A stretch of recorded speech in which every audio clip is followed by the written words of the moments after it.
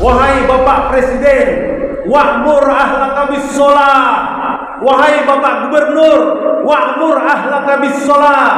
Wahai Bapak Bupati, Bapak Wali Kota, wa'mur ahlaka bis-shalah. Wahai Bapak Camat, wa'mur ahlaka bis-shalah. Wahai Bapak Kades, Pak Lurah, wa'mur ahlaka bis-shalah. Warahmatullahi wabarakatuh. Allahu Akbar, Allahu Akbar, Allahu Akbar. Allahu Akbar, Allahu Akbar, Allahu Akbar. Allahu Akbar, Allahu Akbar, Allahu Akbar, walillahil hamd. Allahu Akbar kabira, walhamdulillahi katsira, wa subhanallahi bukratan wa asila. La ilaha illallah wahdah, sadaqa wa'dah, wa nasara 'abdah, wa a'azza jundahu, wa hazama al-ahzaba wahdah. La ilaha illallah wa la na'budu illa iyyah, mukhlisina lahuddin, walau karihal kafirun, walau karihal musyrikun, walau karihal munafiqun. Asyhadu an la ilaha illallah wahdahu la syarika lah, wa asyhadu anna sayyidana wa nabiyyana Muhammadan abduhu wa rasuluh. Allahumma salli wa sallim wa barik ala sayyidina Muhammad wa ala alihi wa sahbihi wa man tabi'ahum ila yaumiddin.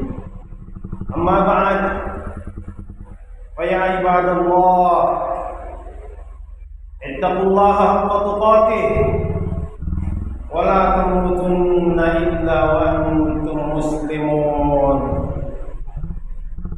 Wa qala ta'ala fil Qur'anil azim, wa huwa asdaqul qa'ilin, a'udzu billahi minasy syaithanir rajim, bismillahir rahmanir rahim.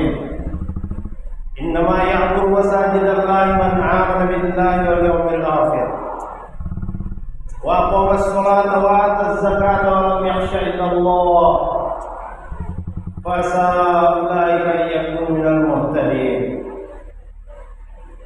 Wa qala Rasulullah sallallahu alaihi wasallam, man bana lillahi masjidan banallahu lahu baitan fil jannah. Kama qala alaihi salatu wassalam. Shadaqallah wa sadaqa Rasulullah sallallahu alaihi wasallam. Ma'asyiral muslimin wal muslimat rahimakumullah. Tiada kalimat yang lebih pantas kita ucapkan saat ini kecuali puji dan syukur kehadirat Allah Subhanahu wa taala yang telah menyampaikan kita kepada kemenangan melawan diri sendiri di bulan Ramadan 1444 Hijriah. Berpuasa sebulan penuh, melaksanakan salat tarawih dan witir, memperbanyak baca Al-Quran, sedekah, dan tidak lupa membayar zakat fitrah. Semoga Allah Subhanahu wa taala memberikan kepada kita kekuatan untuk mempertahankan kemenangan ini hingga darah merah dan putih berhenti mengalir di dalam tubuh badan kita. Salawat dan salam senantiasa ditujukan kepada yang mulia baginda Rasulullah Muhammad sallallahu alaihi wasallam yang telah membimbing kita dari kegelapan jahiliyah kepada cahaya iman yang terang benderang. Ma'asyiral muslimin wal muslimat rahimakumullah. Pada satu hari ada seorang pengemis mengetuk pintu rumah Rasulullah sallallahu alaihi wasallam. Ya Rasulullah, berilah aku sesuatu. Aku sudah keliling kampung dari pagi, tapi tidak ada satupun yang memberikan kepada aku sesuatu. Pada saat itu di rumah Rasulullah juga tidak ada apa-apa. Maka Rasulullah perintahkan kepada Aisyah radhiyallahu anha, istri beliau, untuk memberikan jubah beliau yang tergantung di dinding. Betapa gembiranya pengemis itu menerima jubah Rasulullah SAW. Segera ia pergi ke pasar, bukan menjual tetapi melelang. Semua orang kenal jubah Rasulullah SAW. Satu kota jadi heboh. Kenapa ada jubah Rasulullah dilelang di pasar? Waktu pun berlalu, sampai lewat tengah hari belum ada yang berhasil mendapatkannya. Kehebohan di pasar itu akhirnya terdengar di telinga satu orang kaya yang buta. Maka ia bilang kepada hamba sahayanya, engkau pergi ke pasar, bawa uang yang banyak. Kalau engkau mendapatkan jubah itu, maka engkau akan merdeka. Segera hamba sahaya itu pergi ke pasar, membawa uang yang banyak. Berapapun harga di pasar orang, dia pasang lebih tinggi, hingga akhirnya ia berhasil memenangkan lelang jubah itu. Pulang dia membawa jubah Rasulullah. Ketika melewati pintu rumah, majikannya telah mencium wangi jubah Rasulullah SAW. Maka dia langsung bangkit berdiri dari tempat duduknya dan berteriak, "Hai, apakah engkau mendapatkannya?" "Iya Tuan, ini aku membawakannya untukmu." Alhamdulillah. Begitu jubah itu dipegang oleh majikannya, maka ia berkata, "Sekarang engkau merdeka, silahkan pergi kemana suka." Majikannya segera memeluk dan mencium jubah Rasulullah SAW dengan penuh haru dan rindu sambil berdoa, "Wahai Allah, demi kemuliaan kekasih-Mu pemilik jubah ini, kembalikanlah penglihatanku." Maka pada saat itu juga matanya langsung dapat melihat. Betapa kaget dan gembiranya dia. Langit yang biru, padang pasir yang luas, gunung batu yang hitam, kini telah nampak lagi. Kebun kurma dan ternak untanya kini sudah terlihat kembali. Maka bergegas dia pergi menuju rumah Rasulullah SAW untuk mengembalikan jubah beliau yang baru dibelinya. Singkat cerita, setelah orang itu berlalu, Rasulullah SAW tertawa kepada Aisyah, "Wahai Aisyah, lihatlah barokahnya jubah ini. Dia telah membuat orang miskin jadi kaya, hamba sahaya jadi merdeka, orang buta jadi dapat melihat, dan jubah ini masih kembali lagi kepada kita." Allahu Akbar, Allahu Akbar, Allahu Akbar, walillahil hamd. Ma'asyiral muslimin wal muslimat rahimakumullah.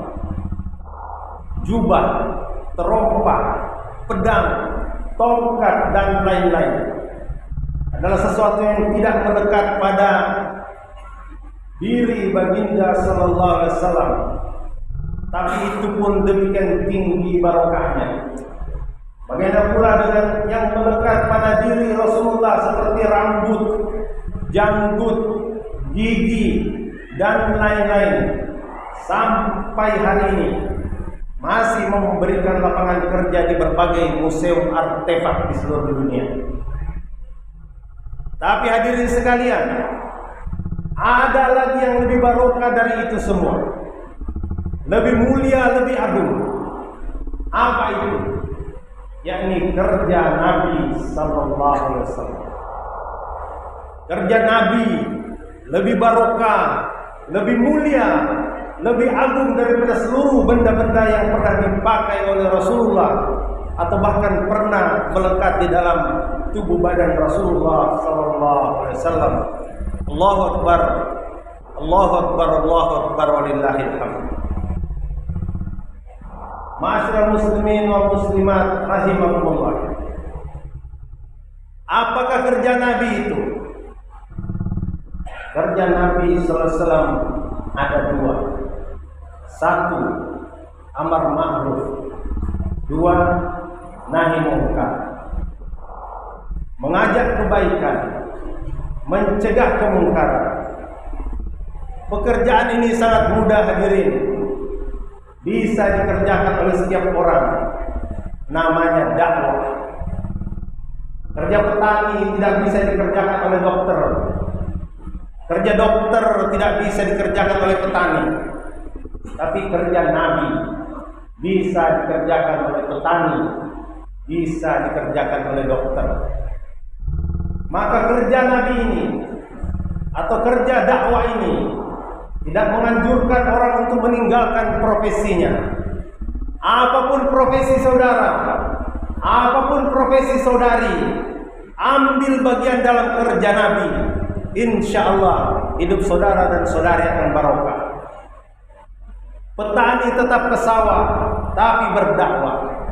Dokter tetap nyuntik tapi berdakwah. Pilot tetap terbang tapi berdakwah. Tentara tetap nembak tapi berdakwah. Satpol tetap ngepam tapi berdakwah. Kadis tetap menjabat tapi berdakwah. Wali kota tetap kantor tapi berdakwah. Allahu Akbar, Allahu Akbar, Allahu Akbar, walillahil hamd. Ma'asyiral muslimin wal muslimat rahimakumullah. Nabi SAW menjadikan masjid sebagai pusat dakwah.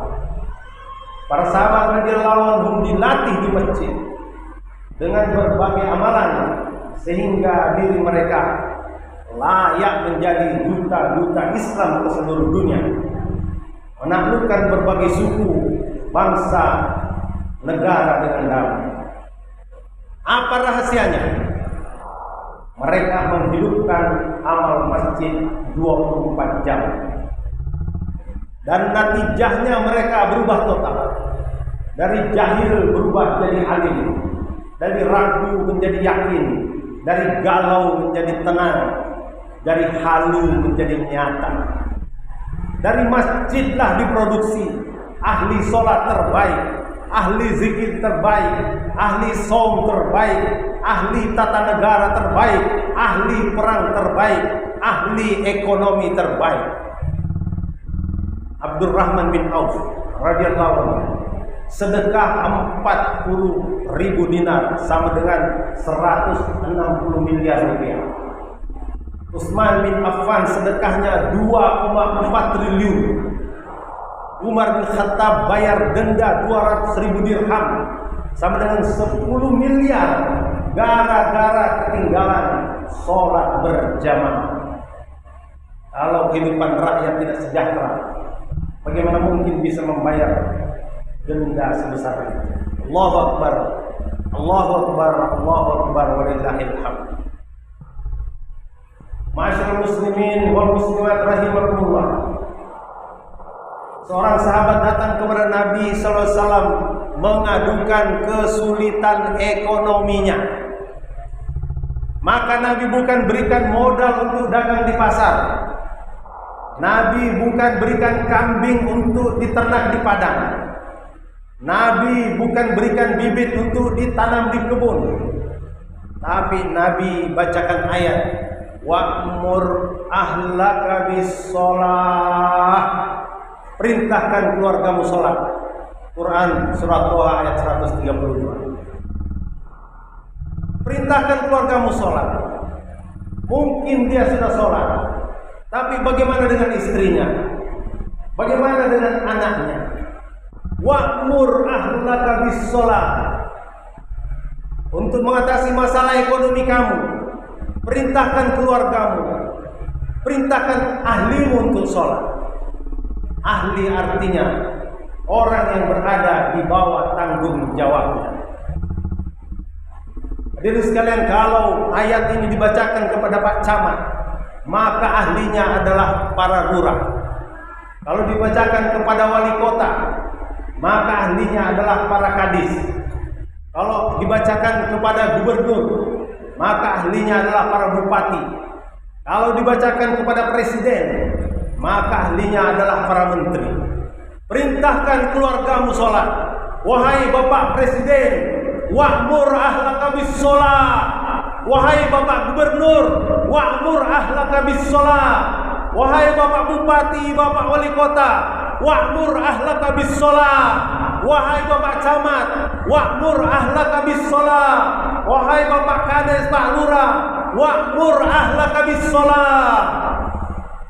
Hadirin sekalian, sekiranya maksud ayat ini diamalkan oleh seluruh kaum muslimin Indonesia, niscaya 1 juta masjid di Indonesia akan makmur.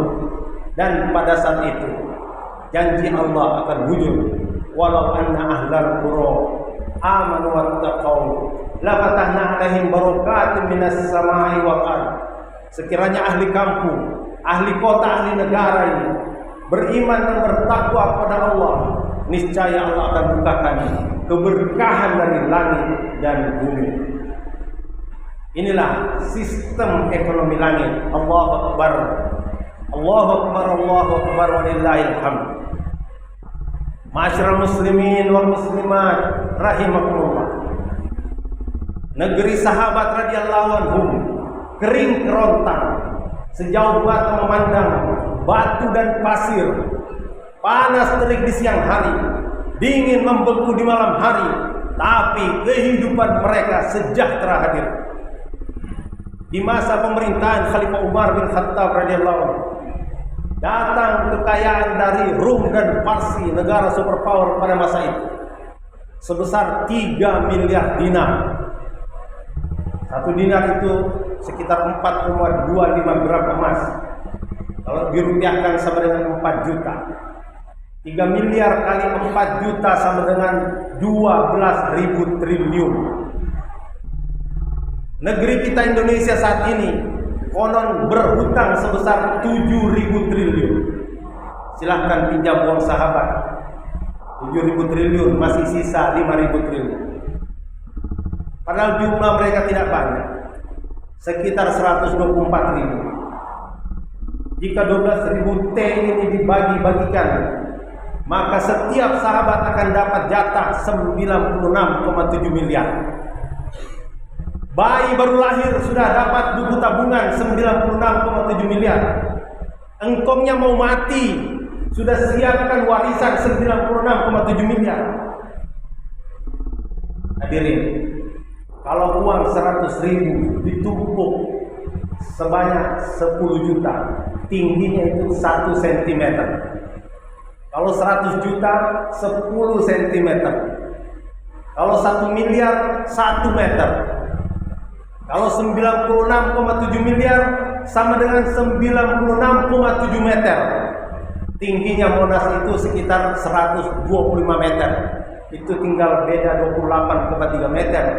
Itu tumpukan uang 100.000 hampir sama dengan Monas. Hadirin, negeri kita ini kaya raya. Tanahnya gembur, tanamannya subur. Sejauh mata memandang hijau royo-royo. Gunungnya tinggi, mengandung emas, batu bara dan minyak. Lautnya luas, ikannya besar, di dasarnya ada mutiara. Negeri kita jauh lebih kaya daripada negeri sahabat radhiyallahu anhu. Kalau satu sektor saja, yakni sektor pertambangan, tidak disalahgunakan, maka setiap satu kepala orang Indonesia bisa dapat duit 20 juta per bulan. Ini kata Menko Polhukam Mahfud MD. Masya Allah. Tapi kenyataannya hadirin berhutang. Dan kalau hutang ini dibebankan kepada rakyat, maka setiap satu orang Indonesia kena 23,3 juta. Kenapa berhutang hadirin padahal kaya? Kata wali kota Helmi Hasan, karena gunung didaki, lautan diseberangi, masjid dilewati. Jalallahu wa iyyakum minal aidin wal faizin. kullu amin wa antum bi khair. Bismillahirrahmanirrahim. Wal 'asr. Innal insana lafi khusr illa alladziina aamanu wa shalihat wa tawassaw bil haqqi wa tawassaw bis sabr. Wa qul rabbi ighfir warham wa anta khairur rahimin.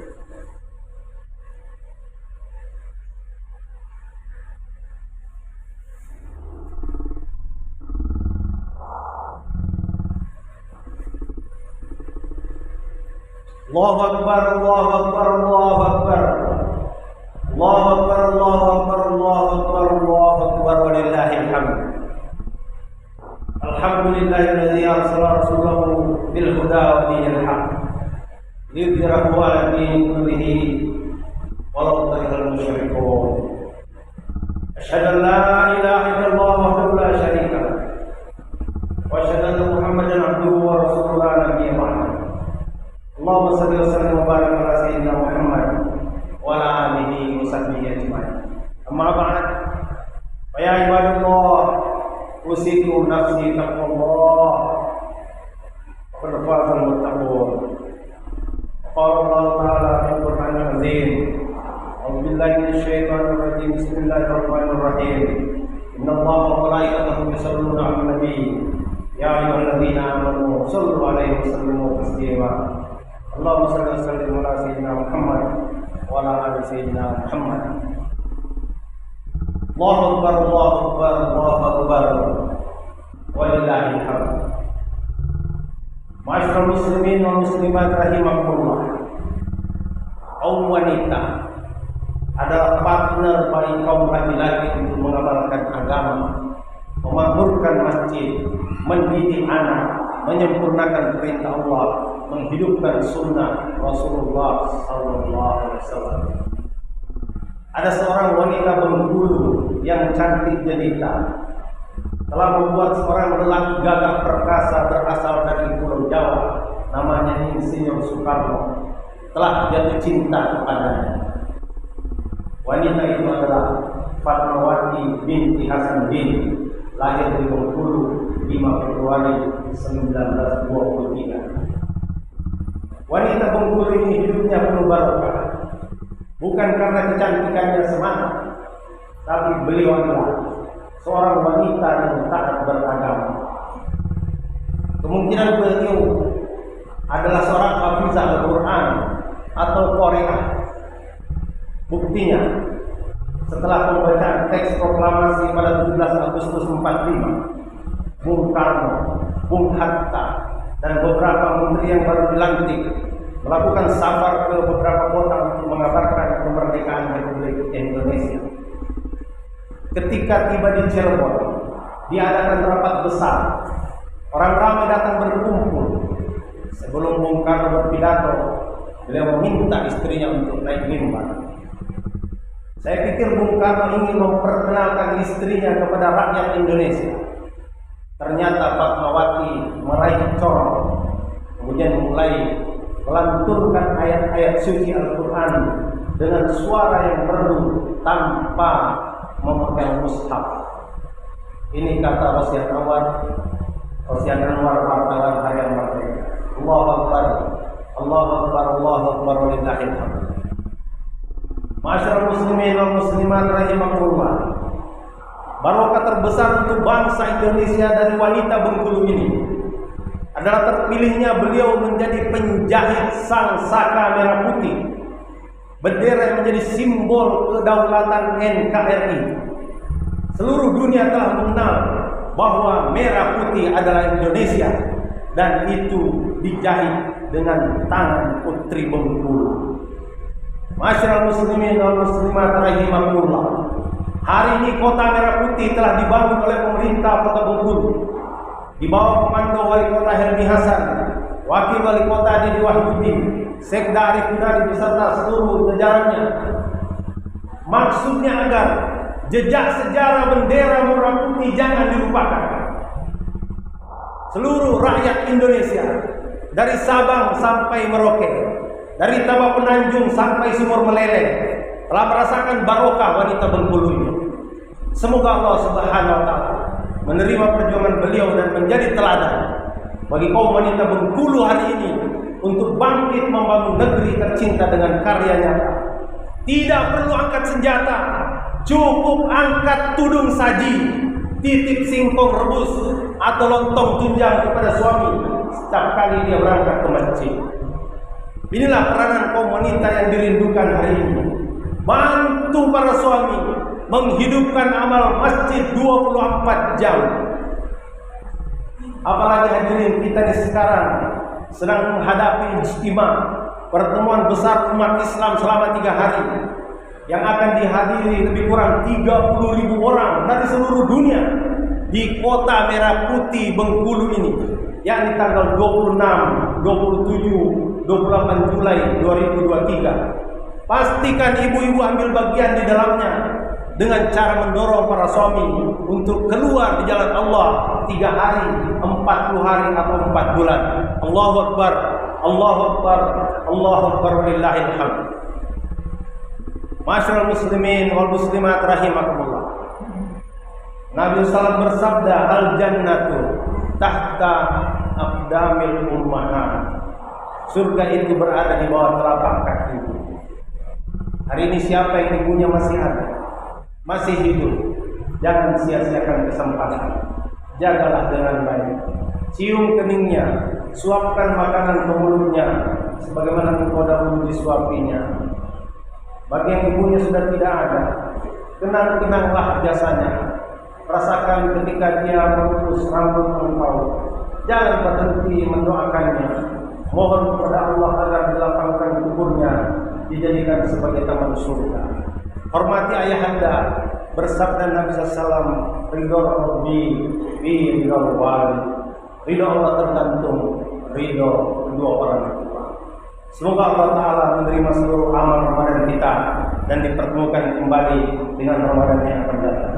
Allahumma ighfir lil muslimina wal muslimat wal mu'minina wal mu'minat al ahya'i minhum wal amwat bi rahmatika ya arhamar rahimin. Rabbana zalamna anfusana wa illam taghfir lana wa tarhamna lanakunanna minal khasirin. Rabbana atina fid dunya hasanah wa fil akhirati hasanah wa qina adzabannar.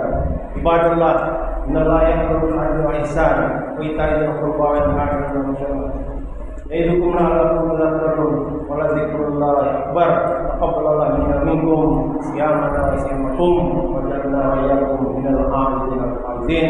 Mohon maaf lahir batin. Subhanakallahumma wa bihamdika asyhadu an la ilaha illa anta astaghfiruka wa atubu ilaik. Assalamualaikum warahmatullahi wabarakatuh.